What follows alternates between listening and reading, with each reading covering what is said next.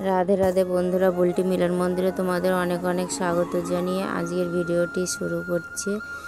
বন্ধুরা, চৈত্র মাসের গরমের সকালে আমি কিভাবে আমার গোপাল সোনাকে সেবা দিয়ে থাকি সেটাই তোমাদের সাথে শেয়ার করব। হাতে একটু আওয়াজ করে নিয়ে ঠাকুর ঘরে এসে গোপাল সোনাকে এখন ঘুম থেকে উঠিয়ে নেব।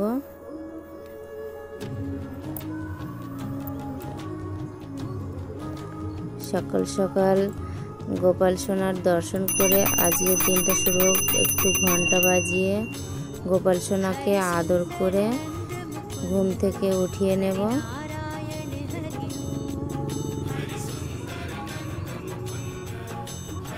মোয়ের পালক দিয়ে গায়ে একটি সুড়সুড়ি দিয়ে নিচ্ছি।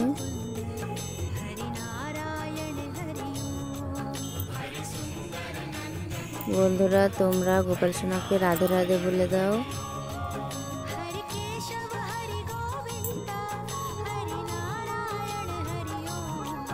গোপাল সোনাকে এখন একটু আদর করে নিয়ে একটু জল খাইয়ে দেব তুলসী পাতা সহযোগে।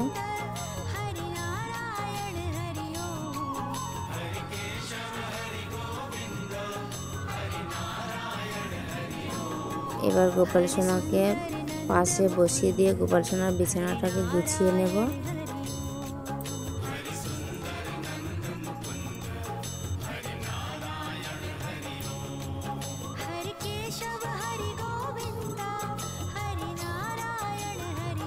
এরপর গোপাল সোনার বসার জায়গাটা ভালো করে পরিষ্কার করে নিয়ে এবার অন্যান্য ঠাকুরদের জায়গাটাও পরিষ্কার করে নিচ্ছি। গোপাল সোনার বাসি যে প্যান্ট পরেছিল সেই প্যান্টটা এবার খুলে দেব। রাত্রিবেলা আমাদের এখানে প্রচুর গরম পড়েছে বন্ধুরা। এবার ভেজা একটা কাপড় দিয়ে একটু গোলাপ জল নিয়ে গোপাল সোনার গা হাত পা মুছিয়ে দেব, সাথে গোমাতার গাটাও মুছিয়ে দেব।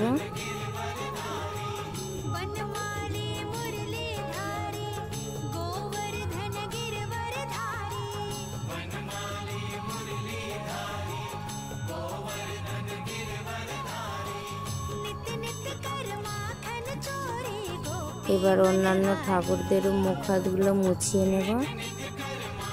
সকালবেলায় আমি স্নানাদি সম্পন্ন করে তবেই ঠাকুর ঘরে এসেছি বন্ধুরা।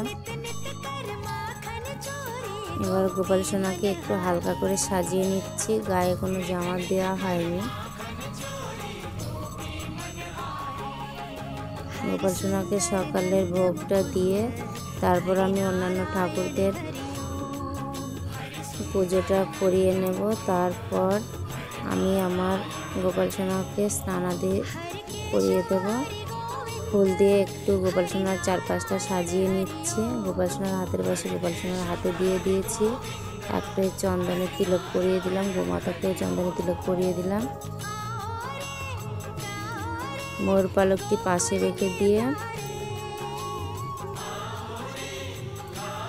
গোপাল সোনাকে এবার ভোগ নিবেদন করে দিচ্ছি।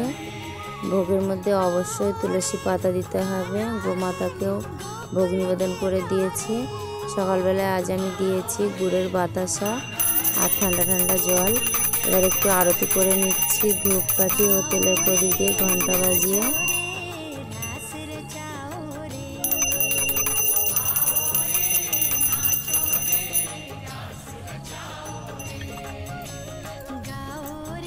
এবার আমি নিজের হাতে একটু গোপাল সোনাকে খাইয়ে দেব।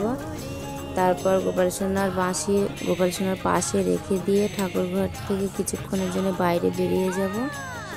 তারপর এসে গোপাল সোনার হাত মুখটা ভালো করে মুছে দিয়ে গোপাল সোনাকে স্নানের জন্য নিয়ে যাব। বন্ধুরা, তোমরা দেখতে থাকো ভিডিওটা। বন্ধুরা, কিছুক্ষণ পর আবার ঠাকুর ঘরে এসে গোপাল সোনার হাত মুখটা মুছে দিয়ে ভোগের থালা সরিয়ে নিচ্ছি এবং ভোগের জায়গাটাও পরিষ্কার করে নেব। এই ভোগগুলি আমার ছেলে মেয়েরা গ্রহণ করে থাকে।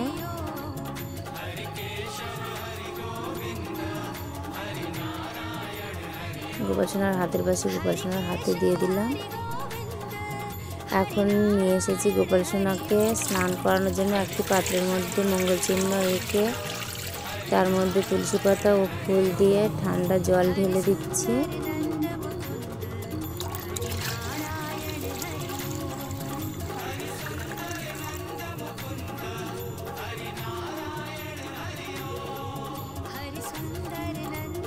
জলের মধ্যে অগুঁড়ো, কর্পূর গুঁড়ো এবং গোলাপ জল মিশিয়ে নেব।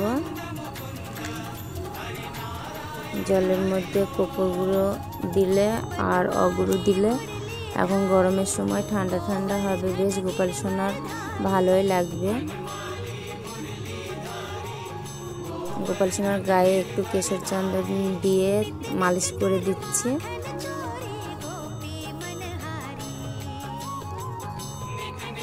এতে গোপাল সোনার বেশ আরাম হবে এবং গা হাতগুলো চকচক করবে বেশ।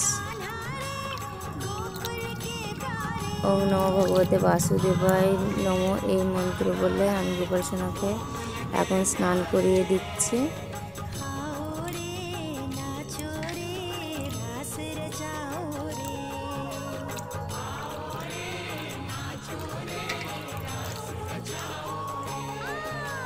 এবার গোপাল সোনাকে আলতো হাতে মুছিয়ে নেব।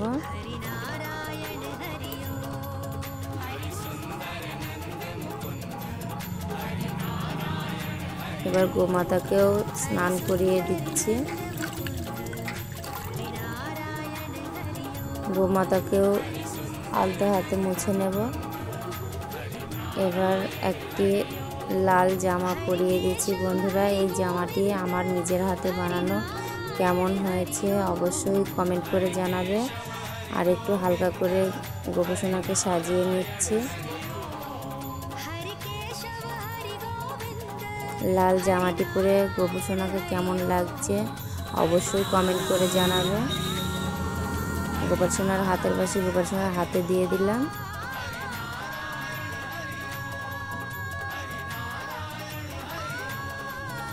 অন্যান্য ঠাকুরদেরও ফুল দিয়ে সাজিয়ে নিয়েছি।